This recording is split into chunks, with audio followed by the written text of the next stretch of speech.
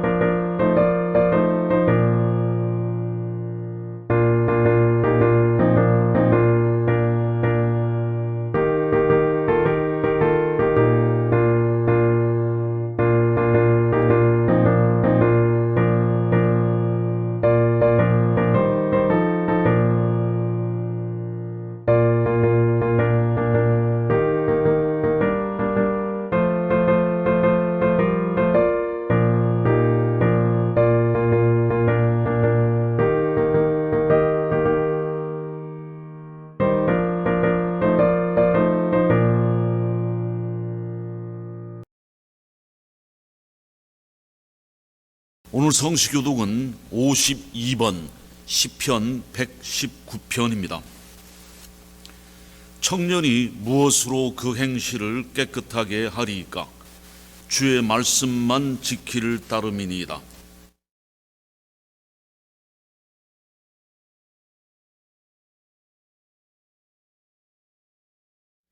내가 주께 범죄하지 아니하려 하여 주의 말씀을 내 마음에 두었나이다.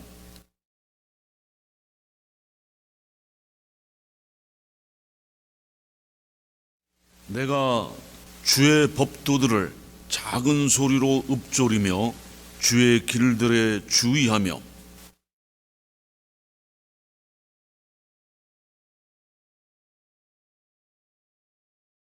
주의 법이 나의 즐거움이 되지 아니하였다면 내가 내 고난 중에 멸망하였으리이다.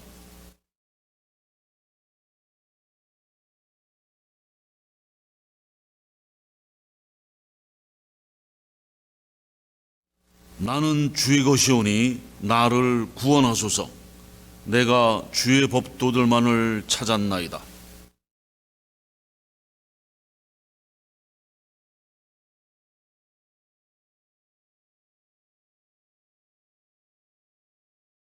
내가 보니 모든 완전한 것이 다 끝이 있어도 주의 계명들은 심히 넓으니이다. 내가 주의 법을 어찌 그리 사랑하는지요. 내가 그것을 종일 작은 소리로 읊조리나이다. 아멘. 다 같이 신앙 고백을 사도신경으로 하시겠습니다. 전능하사 천지를 만드신 하나님 아버지를 내가 믿사오며 그 외아들 우리 주 예수 그리스도를 믿사오니 이는 성령으로 잉태하사 동정녀 마리아에게 나시고 본디오 빌라도에게 고난을 받으사 십자가에 못 박혀 죽으시고 장사한 지 사흘 만에 죽은 자 가운데서 다시 살아나시며 하늘에 오르사 전능하신 하나님 우편에 앉아 계시다가 저리로서 산자와 죽은 자를 심판하러 오시리라.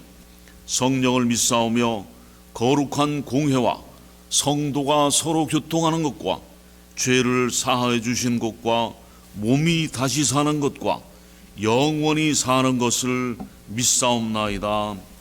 아멘.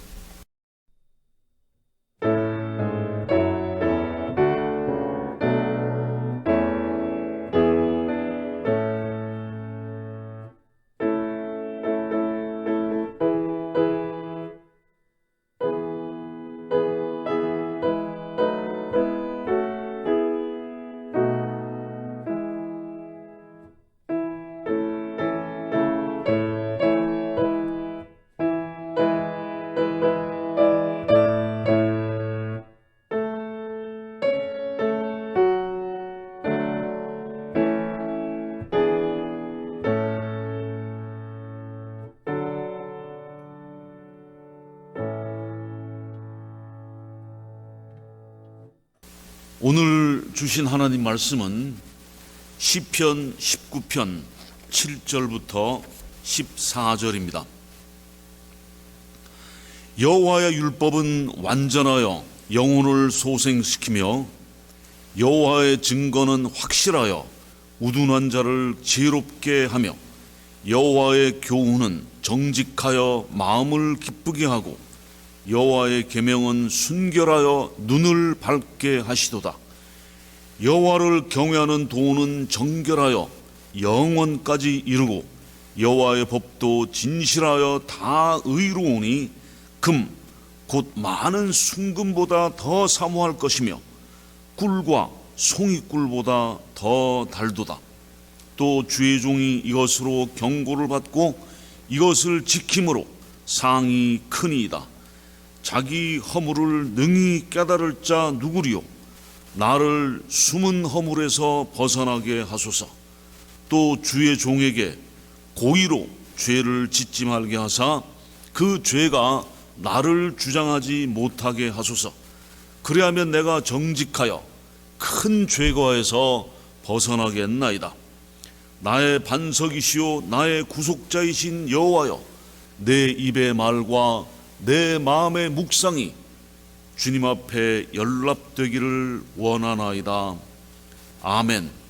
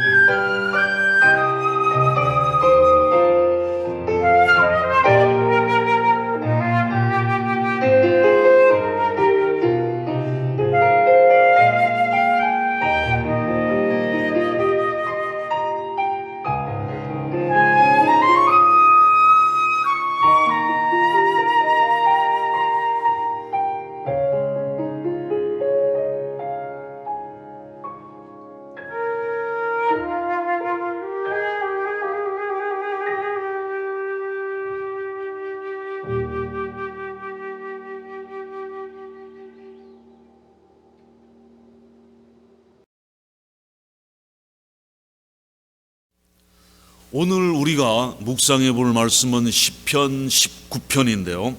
이 시편 19편은 하나님의 말씀에 대한 충분성에 대한 기초이며 하나님의 말씀에 관한 심오한 증언입니다.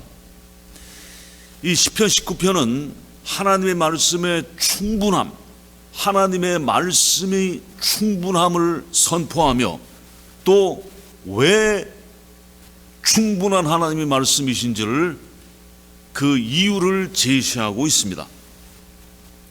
먼저 본문 7절부터 9절을 보겠습니다.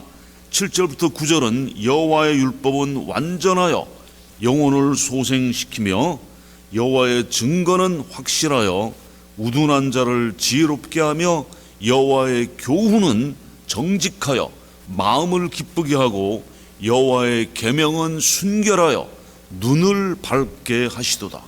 여호와를 경외하는 도는 정결하여 영원까지 이르고 여호와의 법도 진실하여 다 의로우니 했습니다. 이 7절부터 9절 사이의 말씀에 대한 명칭이 6가지가 나옵니다. 6가지의 말씀의 명칭, 즉 율법, 증거, 교훈, 계명, 경외하는 법 이렇게 6가지가 나옵니다. 이 6가지 명칭은 다 동일한 하나님의 신성한 계시인 성경 말씀의 각각 다른 면을 말하고 있습니다. 그리고 이 7절부터 9절 사이에 성경의 6가지 특징을 나타냅니다. 즉 완전하고 확실하며 정직하고 순결하며 정결하며 진실되다. 또한 성경에서부터 얻는 6가지를 제시합니다. 먼저는 영혼을 소생시킨다. 둘째는 우둔한 자를 지혜롭게 한다. 세 번째는 마음을 기쁘게 한다. 네 번째는 눈을 밝게 하신다. 다섯 번째는 영원까지 이른다. 그리고 다 의롭다 하는 이 6가지가 나옵니다. 이 6번 여호와의 언약의 이름이 나오는 것은 여호와의 증거, 여호와의 교훈, 여호와, 이 여호와의 언약의 이름이 나오는 것은 성경 말씀의 원천이 하나님이심을 보여주는 것입니다. 이것은 하나님의 말씀이 완벽하게 충분한 것을 스스로 증거하시는 것입니다. 자, 이제 하나님 말씀의 6가지 면을 살펴보겠습니다. 성경은 인간의 삶에 대한 하나님의 신성한 규칙을 규정하고 있습니다. 이것이 여호와의 율법입니다.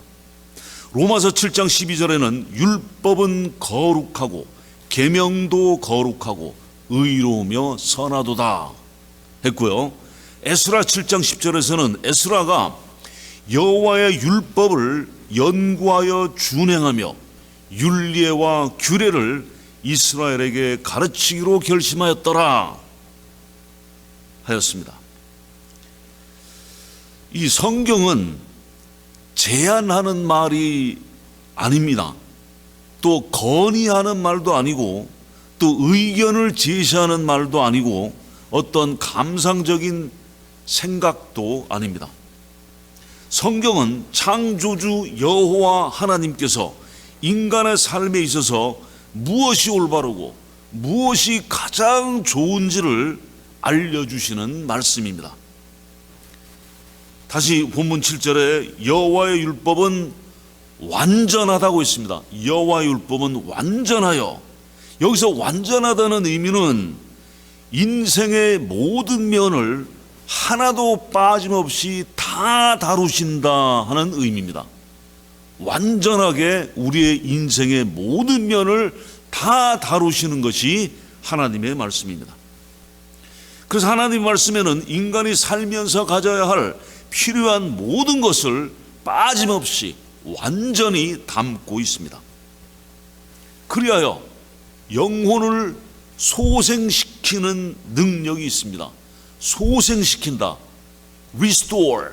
소생시킨다는 의미는 속사람이 바뀌어 변화한다는 것입니다. 영혼이 소생한다는 것은 이 속사람이 바뀌어서 변화한다는 것입니다. 즉 transformation, transform the inner person, transform the inner person, 속사람의 변화.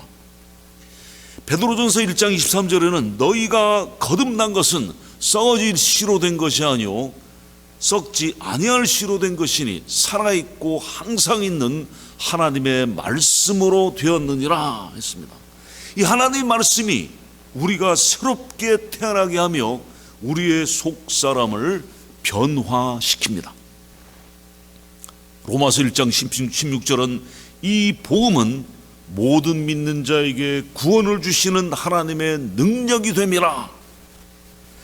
하나님의 말씀은 속사람 전체를 변화시켜서 구원하시는 능력이 있습니다. 이 능력의 말씀에 세상적인 포장을 할 필요가 없습니다. 말씀 그 자체의 능력이 있기 때문에 더 꾸미고 더 치장한다고 해서 더 능력이 있게 되고 더 믿게 되지 않습니다. 다시 본문 7절입니다. 여호와의 증거는 확실하여 우둔한 자를 지혜롭게 하며, 확실하여 우둔한 자를 지혜롭게 한다 했습니다. 성경은 하나님 자신을 증거하고 계십니다.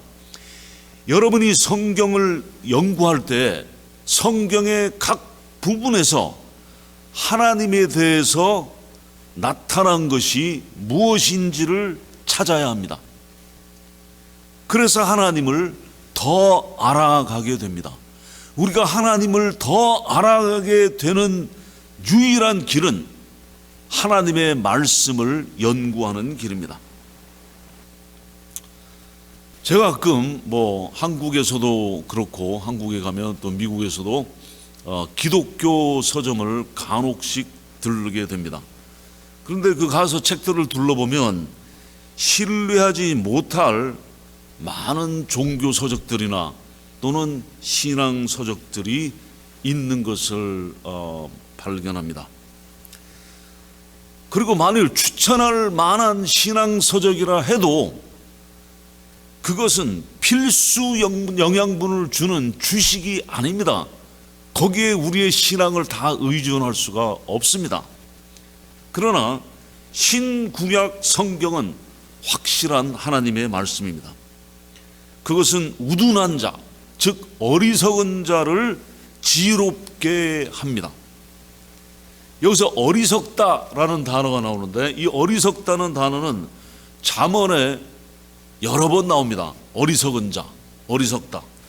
영어로는 simple인데 이 simple의 의미는 단순한 간단한 의미도 있지만 또 다른 의미는 좀 모자란다는 의미입니다.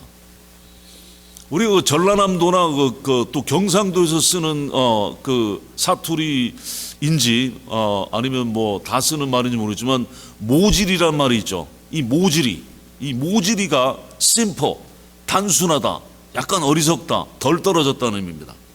이 어리석은 자를, 이 모질이를 지혜롭게 하는 것이 성경 말씀이라고 했어요. 그 어리석다는 의미는 무엇이냐? 순진하여서 마음을 열어둔다는 의미입니다. 순진해서 그 마음을 다 열어둔다. 자, 이게 뭐냐면 경험이 없고 분별력이 없는 멍청한 사람이라는 거예요. 분별력이 없으니까 그냥 마음을 확 열어놓고 무엇이든지 다 들어오게 하고 무엇이든지 다 나가게 하고 들락날락. 네. 언제 문을 닫아야 될지, 언제 문을 열어야 할지를 모르는 거예요. 분별력이 없어요. 우리는 잠잘 때 집의 대문을 활짝 열어놓고 자지 않습니다. 이 대문은 뭐냐면 집에 들어와도 되는 것과 또 들어오지 말아야 될 것을 구분하는 것이 대문 아니겠습니까? 그래서 언제 문을 닫고 열어야 하는지를 구별하여 아는 것이 지혜입니다. 하나님은 이 지혜의 근원이십니다. 하나님께서 창조하신 만물에 하나님의 신성을 계시하여 나타내셨습니다. 창조하신 모든 만물을 우리가 캠핑 가서 또는 여행을 가서 보게 되면은 그 하나님의 창조의 아름다움을 보게 되지 않습니까? 거기에 하나님의 신성을 계시해 놨어요. 그러나 자연에 나타내신 일반적인 계시를 통해서는 하나님 앞에서 어떻게 살아야 하는지에 대한 지혜를 얻을 수가 없습니다. 우리는 간혹 산속에서 앉아서 깊은 심호흡을 하고 조용히 명상하고 또 바다, 잔잔한 바다를 바라보면서 떨어지는 해를 바라보면서 거기에서 앉아서 한참 동안 심호흡을 하면서 묵상을 한다. 또는 가부좌를 틀고 바위에 앉아서 조용히 명상과 묵상을 한다. 그래서 하나님의 지혜를 알 수가 없다는 것입니다. 나타난 자연에 대해서 갈 수가 없어요. 그러면 하나님의 지혜를 어떻게 알 수 있느냐? 우리가 하나님의 지혜를 얻기 위하여는 명문화된 성경 말씀이 필요한 겁니다. 그래서 요한복음 17장 17절에 예수님께서 기도하십니다. 그들을 진리로 거룩하게 하옵소서. 아버지의 말씀은 진리니이다. 하나님의 진리의 말씀이 우리 영혼에 역사함으로써 거룩한 삶을 살 수가 있습니다. 하나님 말씀에, 이 순수한 하나님 말씀에 윤리학이나 사회학이나 상담학 등을 덧입힐 필요가 없습니다.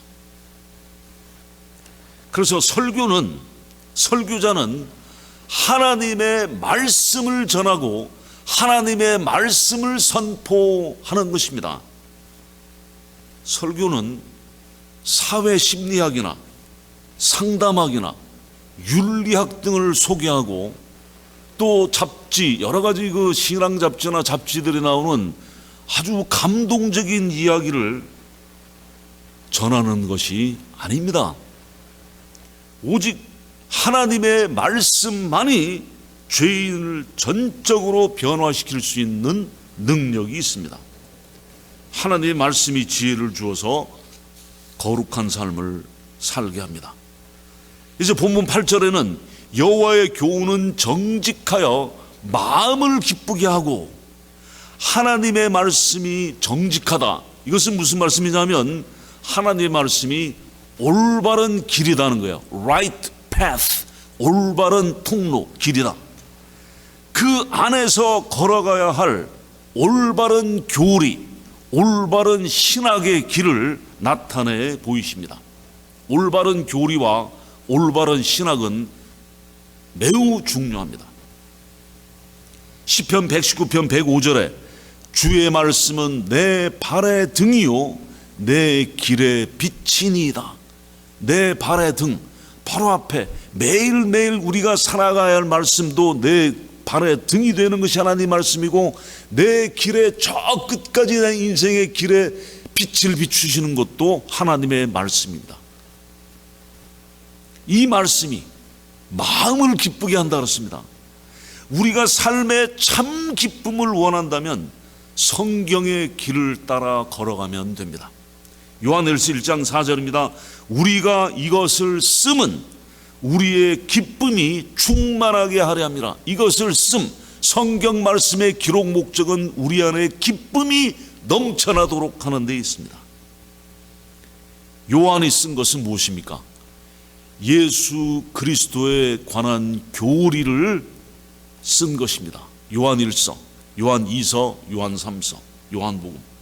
예수님에 관한 올바른 교리가 우리의 기쁨이 충만하게 합니다. 골로새서 3장 16절은 그리스도의 말씀이 너희 속에 풍성히 거하여 모든 지혜로 피차 가르치며 권면하고 시와 찬송과 신령한 노래를 부르며 감사하는 마음으로 하나님을 찬양하고, 자, 그리스도의 말씀이 우리 속에 풍성히 거한다는 것은 무슨 의미입니까? 그리스도의 말씀이 우리 속에 풍성히 거한다는 것은 그 다음에 나오는 모든 지혜로 피차 가르친다는 것입니다. 말씀을 서로 가르친다는 것입니다. 우리가 사실은 성경에 관한 말씀에서 그렇게 많이 잘하지 못하면 가르칠 것이 별로 없죠. 그러나 우리가 성경 말씀을 읽고 공부하고 묵상하고 암송하면서 우리의 삶이 변화될 때, 그러면 나의 삶 속에 하나님 말씀이 풍성하게 되고, 이 풍성한 하나님 말씀을 어떻게 해야 돼요? 가르쳐야 됩니다. 누구한테? 서로에게 피차 가르치는 성경을. 이것이 말씀이 풍성히 거한다는 겁니다. 목사인 제가 혼자서 계속해서 가르치는 그런 교회는 썩 건강한 교회가 아니라고 봅니다. 우리가 성경 말씀 공부를 하고 있는데, 이 성경 공부의 진정한 목적은 무엇이냐? 이것은 우리가 피차 서로 말씀을 가르치는 것이 최종 목적입니다. 그 다음에 성숙한 신앙인들의 대화에는 성경 말씀이 입으로 나와서 말씀의 가르침과 말씀의 권면이, 올바른 권면이 있게 되는 것입니다. 그렇게 되면 어떤 결과가 나타나느냐? 그 다음에 곧바로 따라오는 것이 하나님 찬양입니다. 우리 속에 말씀이 풍성히 거하게 되면 기쁨이 충만하게 되고, 그 기쁨의 결과로 우리 입에는 찬양이 흘러나오게 됩니다. 감사와 기쁨의 찬양입니다. 그래서 우리 입에 늘 찬송가가 입에 붙어 있게 됩니다. 그것이 열매입니다. 누가복음 24장 13절부터 35절은 제자 2명이 예루살렘에서 엠마오라는 마을로 가는 중에 부활하신 예수님께서 그들에게 나타나셔서 그들과 동행하시면서 말씀을 풀어서 설명하신 내용입니다. 이 두 제자는 예루살렘에 있다가 바로 3일 전에 예수님께서 십자가에 참혹하게 달려 돌아가신 것을 보고, 그 다음에 매장한 무덤으로 갔는데, 그 매장한 무덤에 예수님의 시체가 없어졌다는 말을 듣고 슬픔에 잠겼습니다. 예수님이 십자가에서 돌아가신 것만 해도 참혹한 현실인데, 들려오는 얘기는 예수님의 시체를 누가 훔쳐갔다는 거예요. 예수 시체가 없어요. 이 슬픔에 잠긴 두 제자가 이제 엠마오로 이제 터덕터덕 이제 그 터덜터덜 엠마오로 걸어가고 있는 중이었습니다. 그때 부활하신 예수님께서 그들에게 나타나셔서 자신에 관하여 증거하는 구약 성경의 말씀의 의미를 설명하여 주셨습니다. 그 결과가 32절에 그들이 서로 말하되 길에서 우리에게 말씀하시고 우리에게 성경을 풀어주실 때에 우리 속에서 마음이 뜨겁지 아니하더냐. 하나님의 말씀이 우리 속에 들어오게 되면 우리의 마음이 뜨겁게 되고 기쁨이 충만하게 됩니다. 본문 8절 하반절입니다. 여호와의 계명은 순결하여 눈을 밝게 하시도다. 여호와의 계명, 말씀은 순결해서 눈을 밝게 한다고 했습니다. 성경 말씀은 선택사항, 뭐 해도 되고 안 해도 되고, 또 이렇게 하는 것이 더 좋지 않겠느냐라고 제안하는 거나 제시하는 것이 아닙니다. 성경은 하나님의 명령과 법령입니다. 이 계명의 말씀은 순결합니다. 순결하다는 것은 무엇이냐? 하나님 말씀이 투명하여 깨끗하다는 것입니다. 하나님의 말씀이 순결, 즉 투명하고 깨끗하다. 그러므로 눈을 밝게 합니다. 우리가 성경을 읽고 공부하는 것이, 또 이해하는 것이 어렵다고 생각할 수도 있어요. 그래서 신학교에 가서 공부를 하게 되면, 신학을 하면은 성경을 좀 더 이해하고 좀 더 잘 알 수 있게 되지 않을까 착각하기 쉽습니다. 그렇지 않습니다. 그렇지 않습니다. 그러나 잘못된 신학을 하면 혼돈에 더 빠집니다. 혼돈에 빠져서 성경 말씀을, 이 순결한 성경 말씀을 이해하는데 더 큰 방해가 됩니다.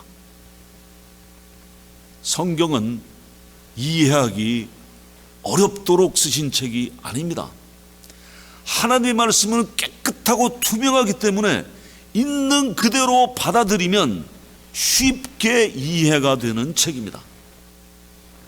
대부분의 사람들에게 삶이 어두움입니다. 특히 삶이 끝나고 반드시 찾아오는 죽음에 있어서 어두움 가운데 두려워합니다. 그러나 믿는 우리에게는 삶이 어두움이 아닙니다. 우리의 눈을 밝히는 하나님의 말씀이 있기 때문입니다. 그 전에 한국에선지 죽을 준비를 한다고 해서 산채로 관속에 들어갔다 나오는 체험을 한다고 했던 때가 떠들던 때가 생각이 납니다. 죽을 준비는 그렇게 하는 것이 아닙니다. 그렇게 해서 죽을 준비가 되겠습니까? 사망을 이기신 예수 그리스도를 믿음으로 죽음을 준비하는 것입니다. 그것이 가장 확실한 죽음의 준비입니다. 본문 9절입니다. 여호와를 경외하는 동원은 정결하여 영원까지 이르고 하나님의 말씀은 부패하지 않았고 실수가 없습니다. 하나님 말씀은 하나님의 계시와 인간의 생각, 인간의 상상이 뒤섞여 있는 혼합물이 아닙니다. 말씀은 오염되지 않았으며 불완전하거나 불순하지 않습니다. 시편 12편 6절입니다. 여호와의 말씀은 순결하며 흙도가니에 7번 단련한 은 같도다 했습니다. 그리고 이 정결한 말씀은 영원까지 이른다. 영원까지 이른다는 말씀은 무엇입니까? 하나님의 말씀은 처음부터 끝까지 모든 시대 또 모든 문화에, 모든 민족에게 적용되는 영원히 밀접하게 연관이 있다는 것입니다. 그래서 하나님 말씀은, 이 성경은 시대에 따라서 바뀌고 문화에 따라서 바뀌고 변하지 않습니다. 일부 사람들은, 특히 신학을 한다고 하는 일부 사람들은 성경을 현대 사회와 현대 문화에 맞추어서 재해석해야 된다고 합니다. 여기서부터 말씀의 왜곡과 자의적인 해석이 시작되어서 성경을 불순하게 뒤틀기 시작합니다. 하나님의 말씀은 영원하며 모든 세대, 모든 문화에, 모든 사람에게 동일하게 해당합니다. 2000년 전에 쓰여진 하나님 말씀은 오늘날도 동일하게 적용되며 앞으로도 영원히 동일하게 적용될 것입니다. 제가 그 전에 필리핀으로 선교사로 가서 선교사역을 하기 전에 이제 정보를 알고 또 여러 선교사님들이나 또 목사님들한테 이제 자문을 구했죠. 그랬더니 그 지역 문화를 잘 알아야 된다. 그 지역 문화를 잘 알고 이해하고 그 백그라운드를 잘 알아야 전도를 잘 할 수 있다는 말을 많이 들었습니다. 그러나 제가 사역을 해본 결과 그러한 것들은 다 부차적인 것입니다. 다 부차적인 거예요.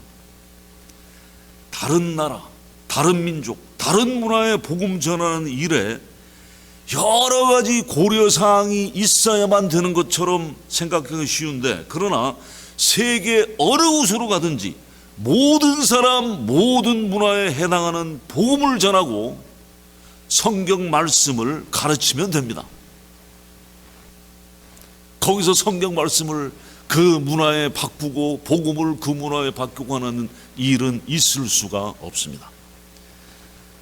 그래서 성경 말미 맨 마지막 요한계시록에 경고하십니다. 요한계시록 22장 18절 19절에 내가 이 두루마리의 예언의 말씀을 듣는 모든 사람에게 증언하노니 만일 누구든지 이것들 외에 더하면 하나님이 이 두루마리에 기록된 재앙들을 그들에게 더할 것이요 만일 누구든지 이 두루마리의 예언의 말씀에서 제하여 버리면 하나님이 이 두루마리에 기록된 생명나무와 및 거룩한 성의 참여함을 제하여 버리시리라.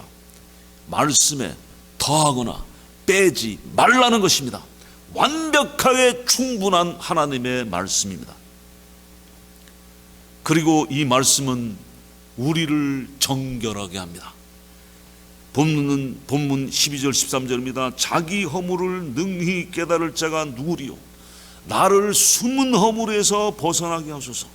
또 주의 종에게 고의로 죄를 짓지 말게 하사 그 죄가 나를 주장하지 못하게 하소서. 그리하면 내가 정직하여 큰 죄가에서 벗어나겠나이다. 이 12절 13절에는 이 죄에 대한 세 가지가 나오는데 하나는 숨은 허물이 나오고요.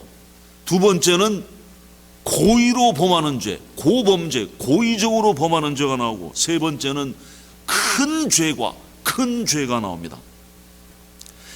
우리가 성경을 모르면 우리의 죄를 모릅니다. 그러나 율법을 알게 되면 우리의 허물을 깨닫게 되고 숨은 허물까지 알게 됩니다.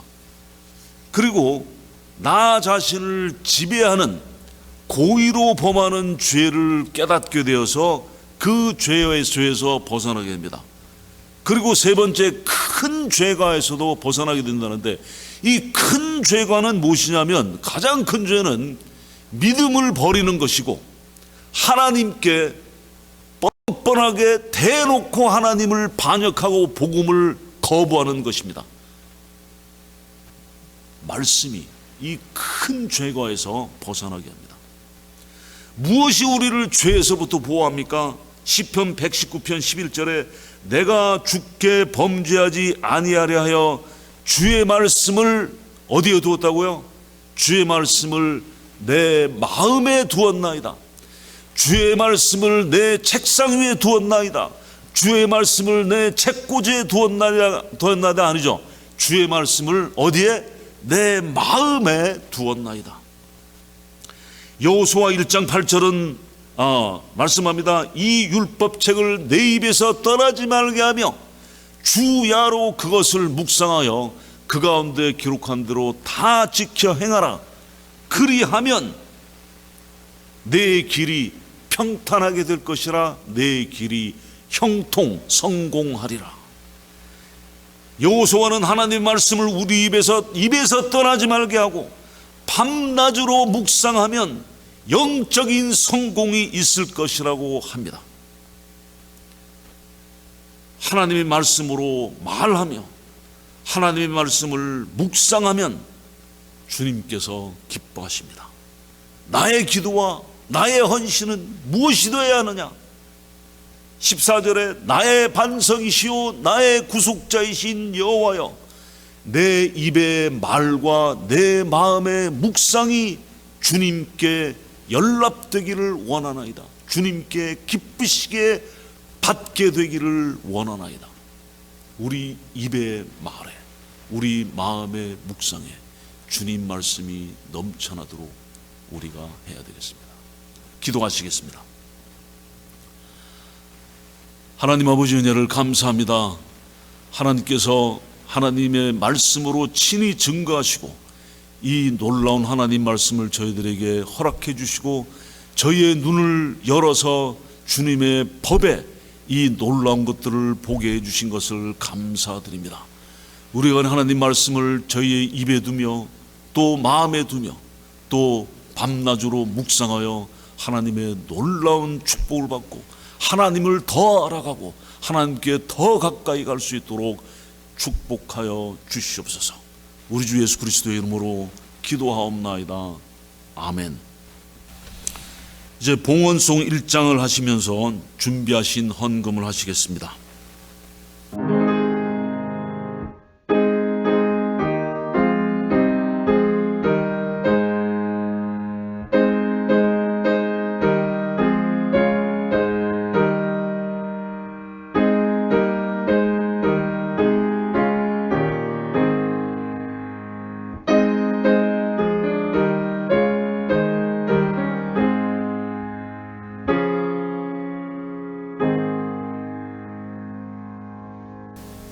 기도하시겠습니다.